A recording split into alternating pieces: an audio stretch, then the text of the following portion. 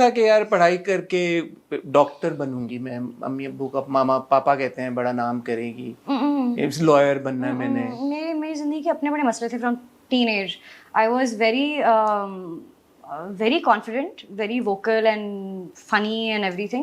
But I feel like in my earlier years, I had to go through a lot of turmoil. And because of that, I don't think I could. We moved around a lot. कभी किधर. We moved to Ahmedabad for some time. So मुझे कभी समझ नहीं आती थी कि मैंने करना क्या है. मम्मी कहती है ये करूँगा तो जैसे ये कर लेता है. तो इतना मूविंग अराउंड क्यों हो रही थी? My mom and dad, they got separated when I was, I don't know, 11 or 12. तो उसके बाद we used to move around a lot wherever कि अच्छा अब स्कूल के करीब यहाँ पे आ जाए, oh you want to shift schools यहाँ आ जाए. And then my nanny fell sick, so we moved to Ahmedabad for 3 years. So I lived in Ahmedabad for 3 years. I studied over there. So इसलिए we used to move around a lot. Yeah.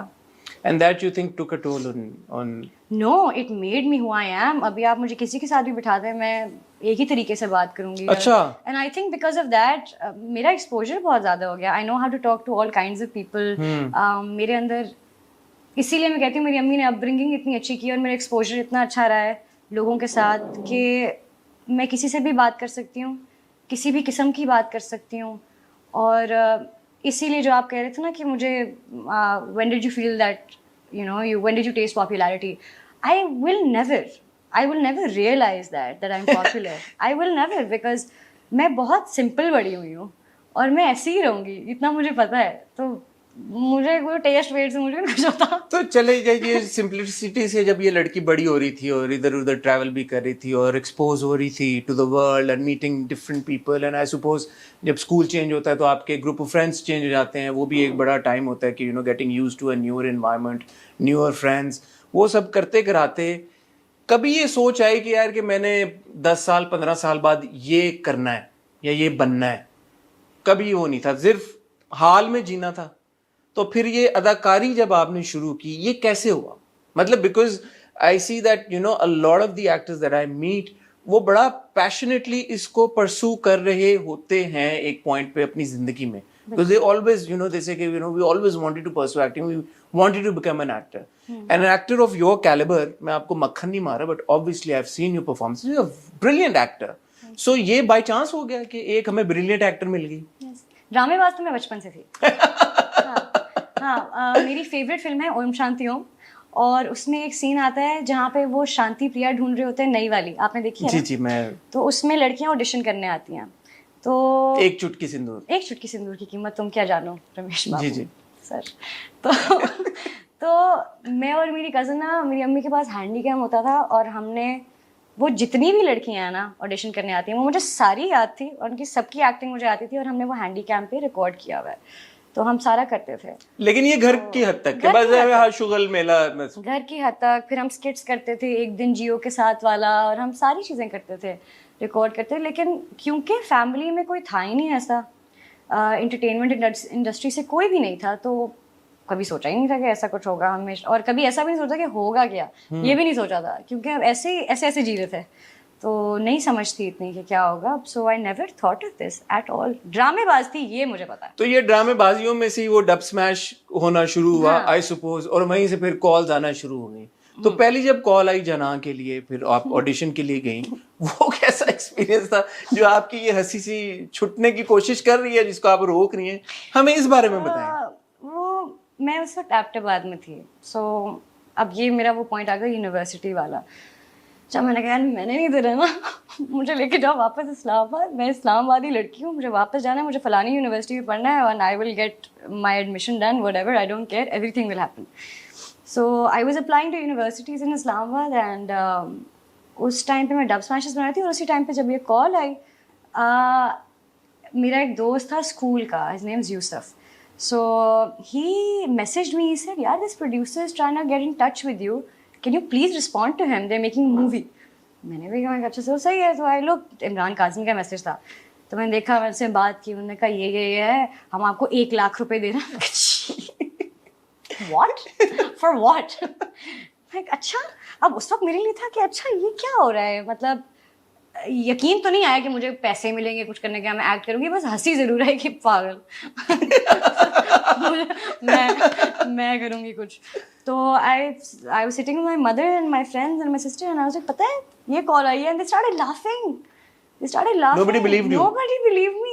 They laughed and I was like, they're also saying they give me 1 lakh rupees. They laughed even more. कि कम है No, they laughed कि तुम इतने पैसे क्यों देगा कि ज्यादा लाख रुपए तुम हो कौन मतलब. And then they were like नहीं झूठ बोल रहे हैं, पीछे की बैकग्राउंड में आओगी और ये वो, और मजाक उड़ा रहे हैं मेरा. I said okay. अब मेरी थोड़ी कंजर्वेटिव फैमिली है, इतने हम उस तरह के नहीं हैं, तो उन्होंने मजाक में कर लिया. अब उनको क्या पता था मैं असल में ऑडिशन देने चली जाऊंगी. तो when we moved to Islamabad, I told Kazmi, I was like, okay, I'm here. So he said, okay, I'll come pick you up. I'll take you. Very, very nice, you know. So he took me. I gave the audition, and they're like, very nice. So I said, okay. Audition की भी कहानी है, but सुनाओ. हाँ सुनाए. So I went for the audition. मेरी हवाएं उड़ गई. मैंने कैमरा देखा, मुझसे बोला ही ना जाए कुछ, तो मैं बिल्कुल फ्रीज हो गई. फिर उसके बाद I remember Hareem was there. Hareem आई मेरे पास. Hareem was also the producer for Jaana. नीचे डंकिन डोनट्स था. हरीम मुझे नीचे लेकर गई. उन्होंने मुझे एक डोनट खिलाया, कॉफ़ी पिलाई, पानी पिलाई. ठीक हो कि जी, हमने वीडियोस देखी हैं तुम्हारी, तुम अच्छी हो, तुम ठीक कर रही हो.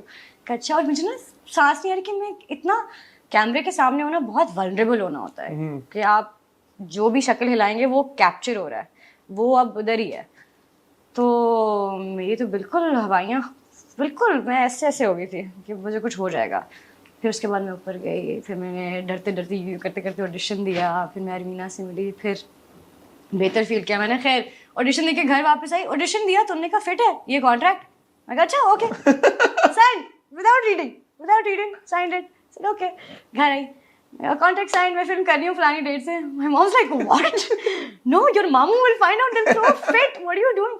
सेड नहीं वो तो ये तो हो गया, अब मैं तो करूँगी. अच्छा बाद में नहीं करूँगी, इसके बाद कभी नहीं करूँगी. से अच्छा but make sure nobody finds out. I started posting Instagram stories. How can you make sure nobody finds out you're in a film, in a feature film? I was nobody. I was a nobody at that No, time. but when the film must come out, everybody would know. तो that's तो too late for it.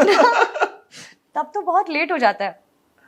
तो अच्छा, तो आपने लगा दिया Insta पे कि जी मैं फिल्म. मैंने पोस्ट लगानी शुरू कर दी. रोज शूट कर रहे हैं, मैं रोज. मामू का आया फोन पे? मामू का फोन भी आया और बहुत सारे लोग भी आए. और मेरे घर सारे ऐसे हैं जैसे मुझे कोई बीमारी हो गई है. बीमार लोगों को जैसे मिलने जाते हैं तो सब, बेटा आप ठीक हैं, सब सही है. उनका जी सही है. तो थोड़ा सा फड्डा वड्डा भी हो गया. लेकिन खैर फिल्म हो गई. एंड आई थिंक थोड़ी सी एनिमोसिटी क्रिएट होगी between families at that time.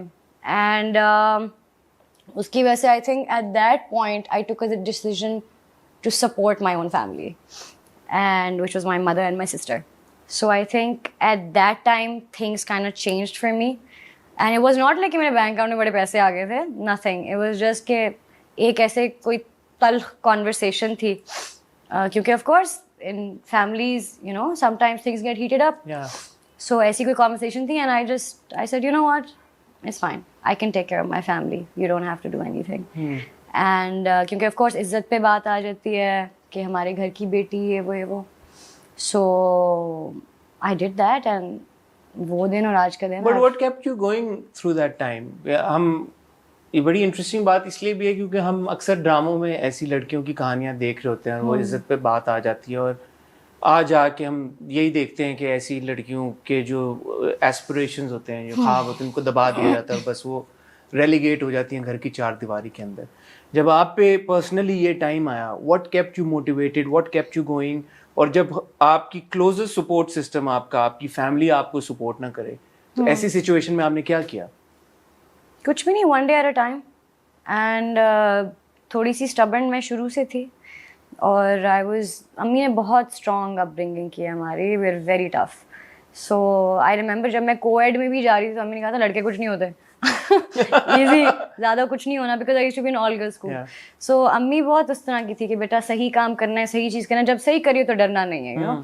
सो वो जब अपब्रिंगिंग होती है आपकी, अम्मी आपकी इतनी स्ट्रॉन्ग होती है, you know, she is seen so much in life and still you know she laughs and everything. So जब ये सब कुछ देखा होता है, सो आप वैसे ही बड़े टफ होते हैं. And like I said, I'd seen a bad marriage of my parents.